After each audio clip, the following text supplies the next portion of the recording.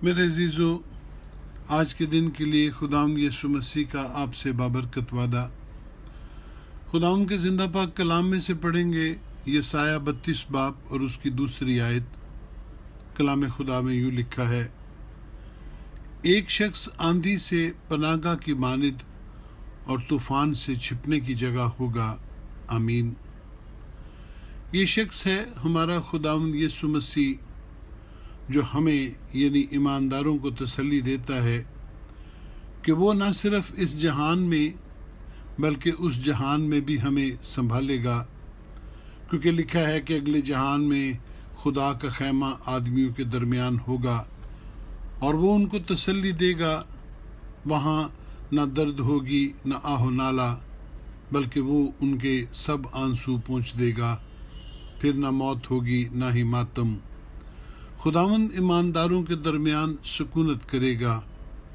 ये है हमारा खुदावंद यीशु, जो हमें इस दुनिया में भी संभालने के लिए हमारे साथ है। उसके जैसा कोई नहीं, लेकिन इस जहान में बदन के दुख हैं जो हमारी ज़हनी अज़ियत का बायस बनते हैं। हमारी ज़िंदगियों में जब दुख की आंधी चलती और मुसीबत का तूफ़ान आता है तो अक्सर ऐसा लगता है कि सब कुछ डामाडोल हो गया है।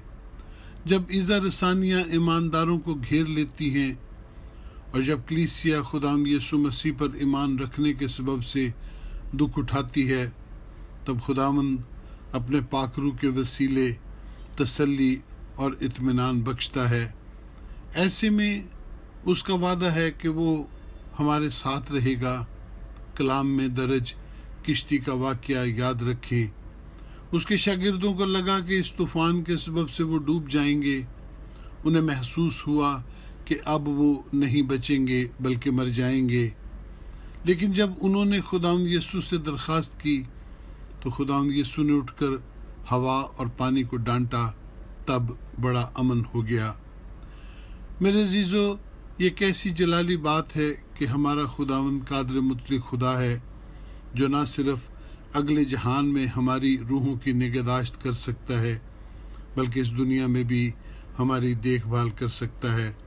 तो फिर कितना ज़रूरी है कि हम अपनी मुसीबतों और दुखों में खुदावंद में पनाह लें, जो हमारा किला और हमारे छिपने की मुहकम पनाहगाह है।